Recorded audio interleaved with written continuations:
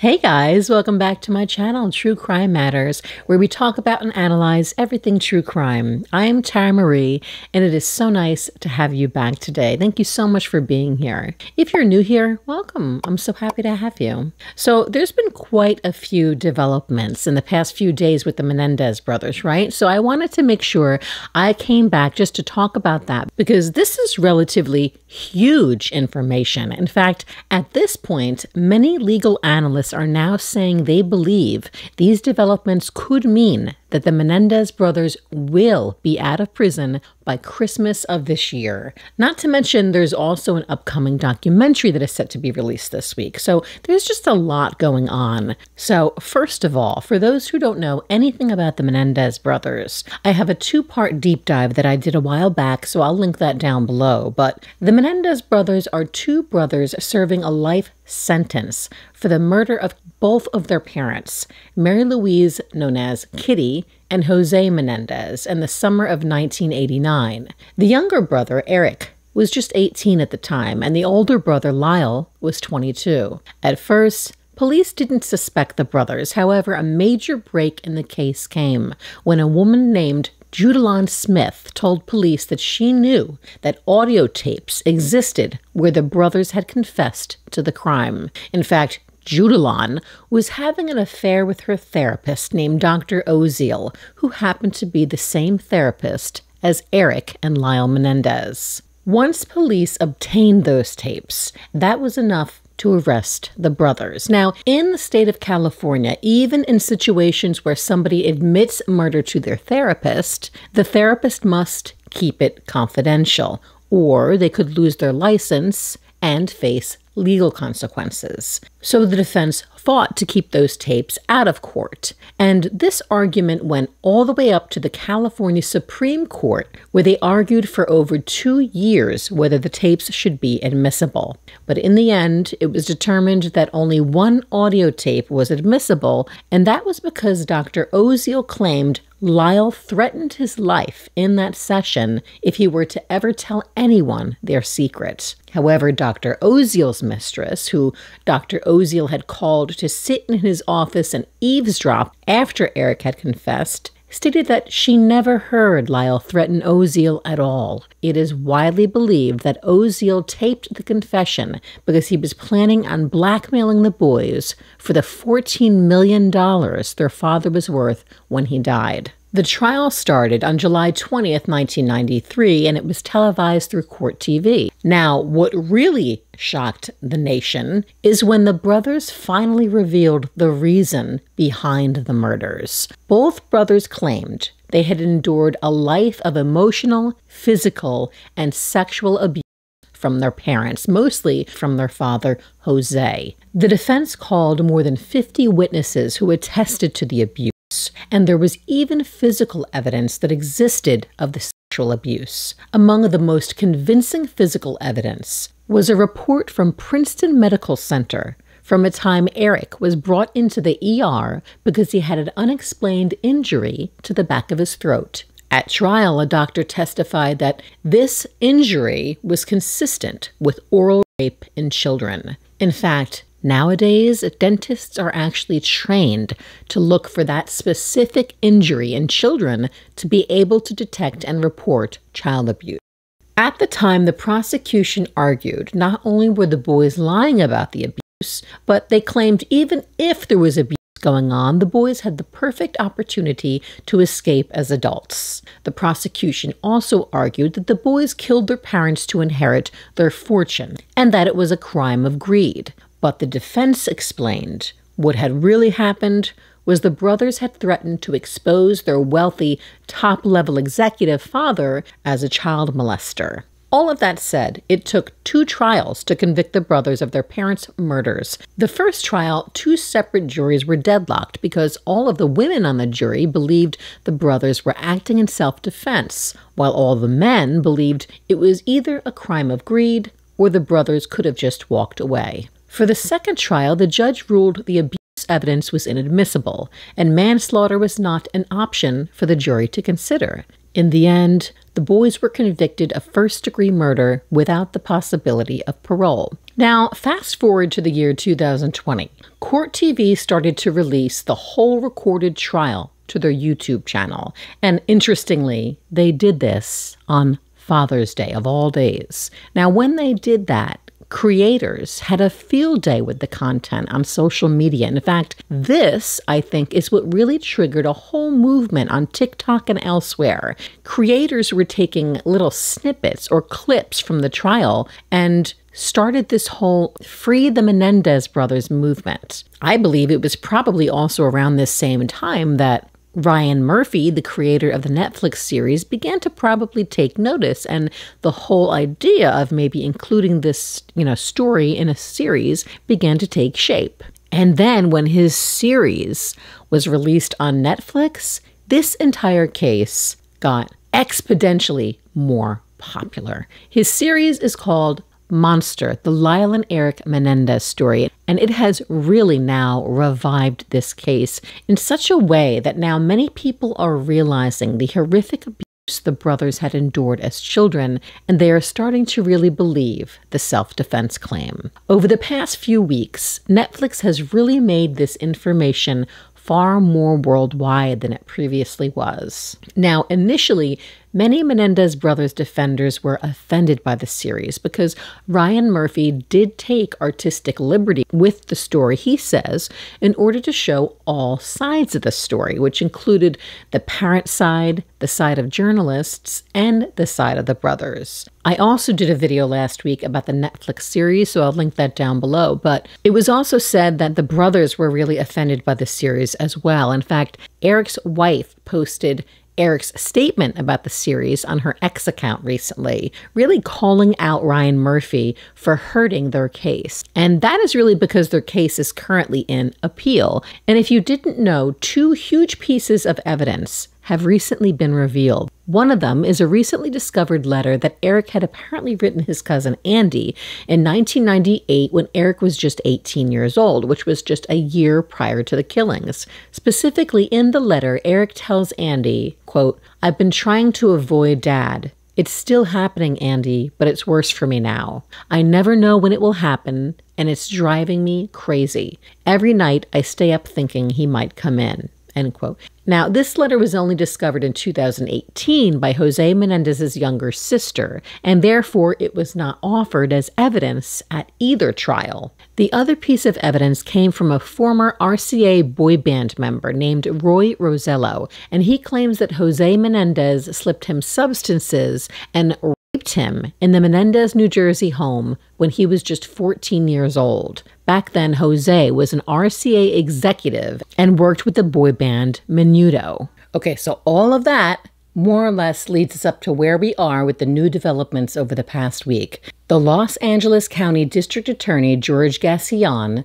just held a press conference this past Thursday, October 3rd, essentially saying that his office has been inundated with phone calls about the case due to the new Netflix series, asking them to please release the brothers. Now, remember, so many Menendez Brothers defenders and even the Menendez brothers were so upset about this series that they actually released a statement, but as they always say, bad press is still good press. So even though people thought this was an offensive portrayal of the brothers' story, it clearly got enough people talking to where they're so upset and literally calling the DA. This has clearly made a huge difference in this case. So here's what the DA said. Essentially, he wanted to get what's called a resentencing hearing on the schedule, and he said that is set for November 26th at this point. He initially said November 29th, but then I believe the correct date is November 26th. He basically said they are currently evaluating both new pieces of evidence, and currently there's people in his office that have very different opinions about the case. But he said he's going to listen with an open mind, and he said ultimately the decision is his alone. First of all, I know that this is an area of tremendous interest nationally. We know, especially since the Netflix documentary came out, we're getting a lot of calls. Let me begin by walk you through a simple explanation of the legal issues here. There are two vehicles upon which people that have been convicted of a crime, well, there are many, but the two are a habeas and the other one's a resentencing. They can ask for a review of their conviction. Under a in this case, we've gotten petitions for the brothers on both. Under a habeas, basically what someone that was convicted is asking a review of new evidence that had been made available. That had that evidence been available to the court and the jury at the time of the trial, perhaps the outcome may have been different. And then there's a second process, and it's called resentencing under California law, where a prosecutor can evaluate whether someone has been rehabilitated, and based on their actions and the fact that they're not involved in criminal activity inside of the prison, that their sentence could be reevaluated. In this case, again, the Menendez brothers are asking for a review through both of those vehicles. We have not decided on the outcome. We are reviewing the information, but I think it's also important that we recognize that both men and women can be the victims of sexual assault. We're seeing now the allegations that in the case of Sean Combs, according to the civil lawyers, about a half of the victims, and they could be way over 100, were men. And we have seen over and over again when both young boys and young girls are molested. So today, what I want to make very clear, we have not conceded one way or the other. We're not saying that there was anything wrong with the original trial.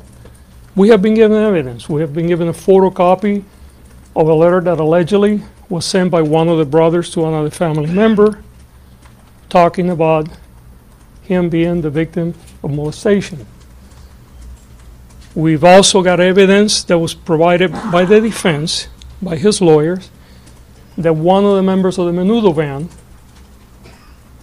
alleged that he was molested by the father. None of this information has been confirmed. We are not, at this point, ready to say that we either believe or do not believe that information. But we're here to tell you that we have a moral and an ethical obligation to review what is being presented to us and make a determination based on the resentencing side, whether they deserve to be resentenced, even though they were clearly the murderers, because they have been in prison for 35 years and they have paid back their dues to society, or whether a habeas is appropriate if there was evidence that was not presented to the court at that time, and had that evidence been presented, perhaps a jury would have come to a different conclusion. I think the questions that are presented to us is two simple questions. One possibility, what is being alleged by his lawyers, not by us, that there was evidence that had that evidence been presented to the jury, the outcome of this case would have been different. And second, under California law, a path to resentencing where a prosecutor can evaluate whether someone has been rehabilitated, and if so, ask the court to determine whether the person should be resentenced. If they get resentenced, there are multiple things that could happen. They could walk out based on what the court decides, or they can have the sentence given a different shape, and perhaps they will stay on, but for a longer period, lesser period of time, or they can have a new trial. Right? And those are all options, and we will evaluate all of it. We have a hearing coming up on November 29th, and until we get there, we're not sure yet which direction this will go. Just so you understand also, this concept of resentencing is a concept that we have used successfully many times and will continue to do where it's appropriate. But there is no question that today would have been a greater level of sensitivity to the way the case was looked at. You've had this evidence for over a year now. Why speak out today and now? Well, there's a combination. It takes a long time, right? We get a lot of petitions for resentencing. We get a lot of petitions to evaluate cases for habeas. We investigate this very, very carefully. Often we go back, and not only do we go through all the original investigation, but we go through trial transcripts. We may, obviously, in the case of habeas, we may be looking at additional evidence. So this is not a thing that we take lightly. There are differences of opinion within the office, and that is a healthy part of the process, right? I will make the final decision based on all those conversations. I mean, that said, though, the family has also said that they should be free. Does that? That's correct. The family, my understanding is that the family, by and large, would like them to be released. You know, when I was elected 4 years ago, I came on a very clear platform of looking at our work through a lens of a modern approach to criminal justice. And part of that is not getting simply locked up in what we did in the past, right? So there's no question that I may be more open to review things that other prosecutors may not. Now, it's important to note that I also did hear that this DA is up for a re-election this year. So people are saying that he made this announcement perhaps to, number one, slow down the phone calls to his office, and number two, since it seems the majority of the public wants to see the brothers freed, he figured he'd remind the public that he's currently the guy in place with the power to do so. Shortly after Gascón announced that he was looking at the new evidence, Kim Kardashian published an essay demanding Erik and Lyle be released from prison. Now, Kim is actually a criminal justice reform advocate, and she has studied law for the past 7 years, and she even passed California's baby bar exam. In fact, recently, her and actor Cooper Coach went together to visit the brothers in prison in September. Meanwhile, Ryan Murphy also has released a statement after the DA's announcement, predicting that he believes the Menendez brothers will be freed by Christmas. Murphy also added that if the actors from the Monsters series were up to it, that's Alex Chavrez and Cooper Coach, maybe they would film 1 or 2 episodes that continued on that story, which it would be really interesting to see if that happens. Now, likewise, one of the attorneys for the brothers, Mark Garagos, has also said he believes it's possible the brothers could be released as early as Thanksgiving. And he even noted that if the brothers got out, then he would have them over with his family for Thanksgiving. Now, I'm going to give you my opinion on this whole thing, and first of all, I know that last week I did an episode about the Netflix series, and I know some of you actually asked me to please report back my analysis after I watched the entirety of the show. And at the time I recorded my last video, I think I was like halfway through. I think it was on episode number 5. So yes, I did finish the series. And I will say that my opinion really didn't change all that much. Like, by the time I picked up and finished the remainder of the series, I had already heard Murphy explain that the show is really meant to show all angles of the story from, brother's perspective, parents' perspective, journalist's perspective.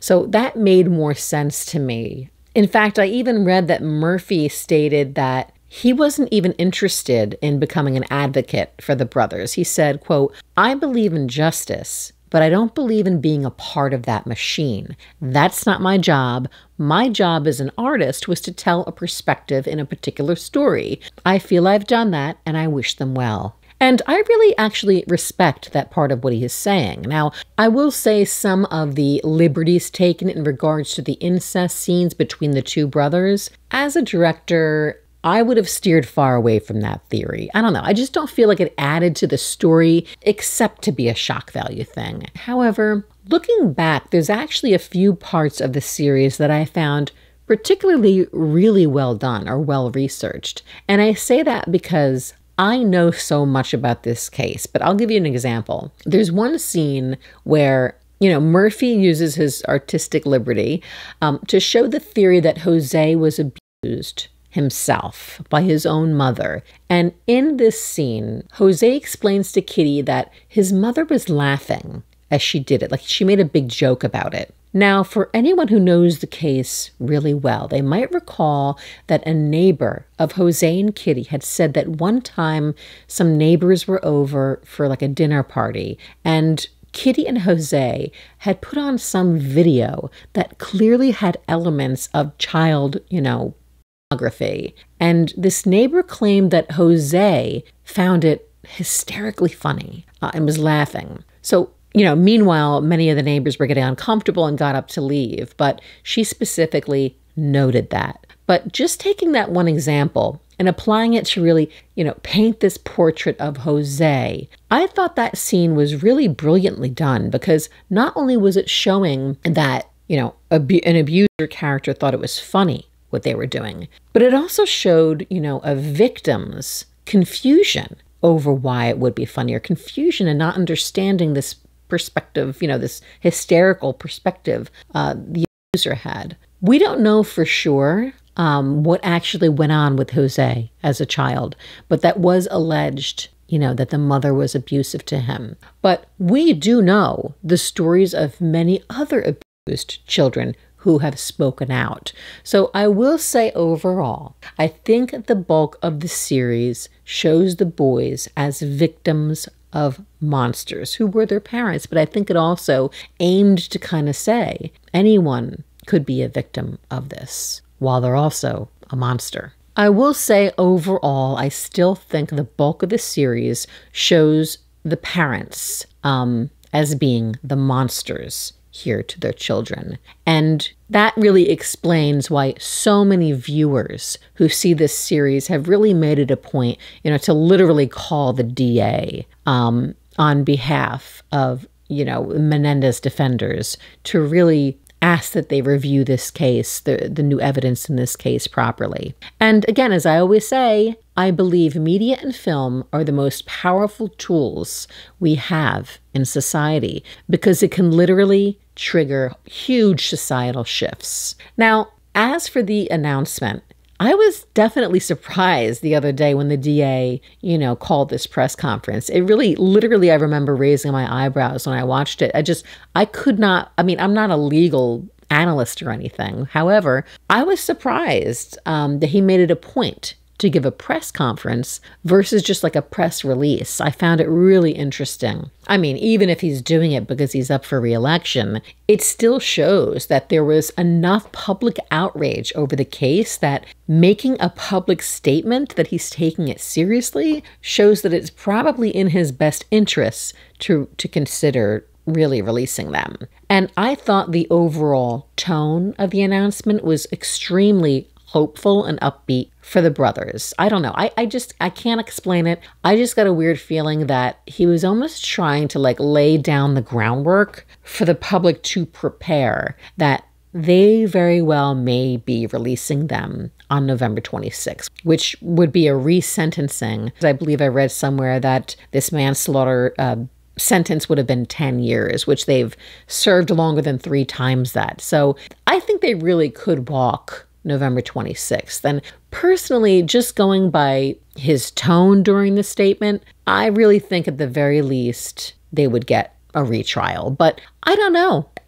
He said there's widely varying opinions at his office on the case. So I guess we'll just have to wait and see. And by the way, there's another Netflix show being released this week called simply The Menendez Brothers, which this time is an actual documentary, which will include interviews with the brothers, which now I'm sure even more people are going to be blowing up the DA's email and phone lines after this one. But I did hear regarding the new documentary that the director Alejandro Hartman, he spoke to the brothers for more than 20 hours. And in all 20 of those hours, neither brother wanted to discuss the possibility of a retrial because they perceived that to be false expectations. But I want to know what you all think. Are you going to be watching the new documentary? What do you think about the DA's press conference? Do you think it sounded hopeful for the brothers? Do you think they're really going to be released November 26th or soon after? Or do you think it's going to be a new trial if it's that? Are you in total shock that it's even going to be considered since they did admit to killing their parents? Let me know what you all think in the comments section down below, but that's going to be it for me today. For those new to my channel, my name is Tara Marie, and if you have gotten any use out of this video, please take a second to like and subscribe so we don't lose each other. It costs nothing, and it would mean so much to me to have your support along the way. And as always, thank you so much for watching. Be careful out there.